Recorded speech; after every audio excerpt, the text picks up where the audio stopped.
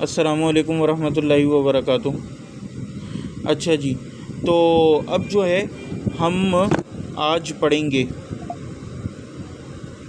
امام ابو حنیفہ کے بارے میں کہ ان کا مذہب کیا کہتا ہے۔ امام ابو حنیفہ کا مذہب جو ہے نا وہ یہ کہتا ہے کہ فالمشہور عنہ عدم تکفیر، ان سے جو مشہور ہے نا وہ عدم تکفیر ہے، یعنی کہ بندہ کافر نہیں ہوتا۔ ونقل عنہ جماہیر اصحاب، اور یہ ان کے جمہور اصحاب نے نقل کیا۔ منہم الامام طحاوی، انہوں نے اپنی کتاب المشکل میں وکذالک فی کتاب المختصر اختلاف العلماء، مختصر اختلاف العلماء میں بھی نقل کیا۔ والی ھذا ذهب شیوخی، اور اسی کی طرف ان کے شیوخ گئے جیسے کہ حماد بن ابی سلیمان وغیرہ۔ وقد ذکر سبکی فی طبقات الشافعیہ، اور اسی طرح امام سبکی نے طبقات الشافعیہ میں ذکر کیا مناظرہ بین الامام احمد و بین الامام شافعی فی مسئلہ کفر ترک الصلاۃ، ان شافعی احمد تناظرا فقال شافعی یا احمد اتقول انہ یکفر۔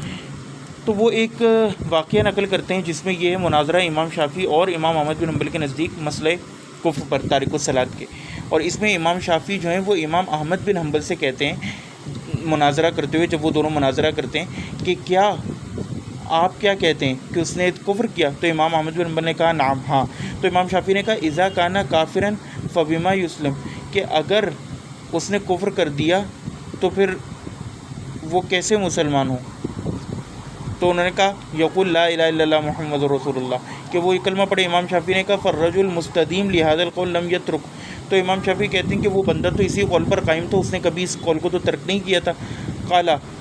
یسلم بأن یصلی، تو امام احمد نے کہا کہ وہ مسلمان ہوگا اگر وہ نماز پڑھے گا۔ تو پھر امام شافعی نے کیا کہا؟ قالا صلاۃ الکافر لا تصح، کہ امام شافعی نے کہا کہ کافر کی تو نماز ہی صحیح نہیں ہے۔ ولا یحکم لہ بالاسلام بہا، اور نہ اس کے اوپر اسلام کے احکامات لگتے ہیں۔ فسکت الامام احمد، تو امام احمد بن حنبل چپ ہو گئے، یعنی کہ بھائی اگر آپ یہ کہہ رہے ہو کہ کلمہ فائدہ نہیں دیتا، نماز سے بندہ کافر ہو جاتا ہے، تو پھر سوال یہ پیدا ہوتا ہے کہ اب آپ کہہ رہے ہو مسلمان ہوگا کلمہ پڑھ کے، لیکن نماز تو اس نے شروع ہی نہیں کری، تو وہ کافر ہی رہا، کیونکہ آپ تو یہ کہتے ہو کہ کلمے سے کوئی فرق نہیں پڑتا، نماز پڑھنا پڑے گی، اور اگر وہ آپ کہہ رہے ہو کہ نماز پڑھے گا وہ تو مسلمان ہوگا، تو پھر اگر اس نے نماز شروع کر دی تو وہ مسلمان تو تھا ہی نہیں،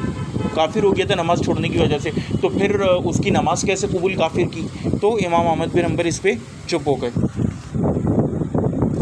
اب پتہ نہیں اس واقعی کی سند کیا ہے، بہرحال انہوں نے نقل کر دیا۔ وہذہ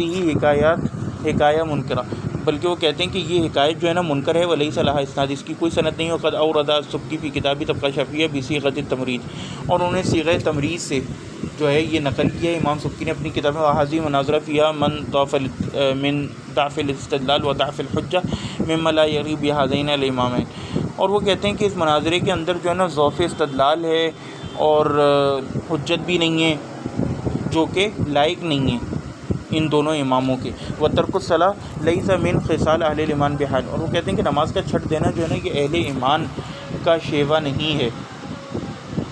ولہذا قد ذکر ولی الدین ابو زرع ابن العراقی فی اوائل کتابی ترہ التثریب میں جو ہے امام ولی الدین ابو زرع نے یہ بات نقل کی ہے، کیا؟ ام بعض العلماء المغرب فیما حکاؤ لہو صاحب الشیخ الامام ابو طیب المغربی، مغربی شیوخ سے یعنی ویسٹ افریقہ کے، انہو تکلم یومن فی ترک الصلاۃ عمدا، ثم قال، کہ انہوں نے ایک دن جان بوجھ کے کلام کیا نماز کی چھٹ دینے والے پر، ثم قال، اس کے بعد انہوں نے کہا وہذہ المسئلہ مما فرضھا العلماء ولم تقع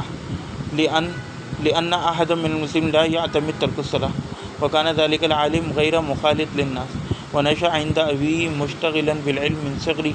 حتى كبر ودرس فقال ذلك في درسه۔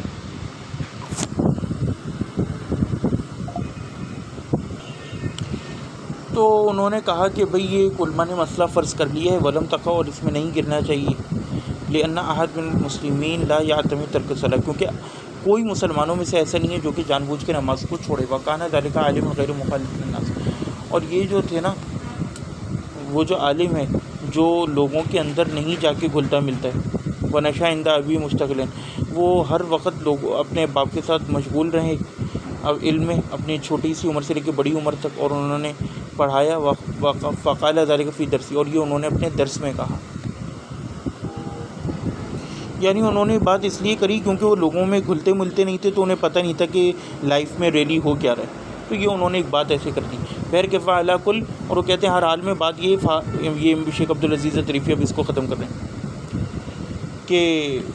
فہذا القول وغیرہ یدل علی ان ترک الصلاۃ ترک الصلاۃ لیس من خصال اہل الاسلام بحال، کہ یہ مسلمانوں کا بہر شیوہ اور طریقہ نہیں ہے نماز کو چھوڑ دینا. ویکفی تجدید فی نصور نبی، اور اس میں یہی کافی کہ نبی کریم صلی اللہ علیہ وسلم کی طرف سے اتنی زیادہ سختی ہے. وہ حکایت تکفیر عن الائمہ من السلف والخلف، اور ائمہ سلف اور خلف کی جو حکایات آئی ہیں اس کی تکفیر پہ، وہی کثیرہ اشہر من ان تذکر، اور یہ بہت زیادہ ہیں، اس قابل اتنی زیادہ ہیں کہ ان کو ذکر بھی نہیں کیا جاتا. وقت تقدمت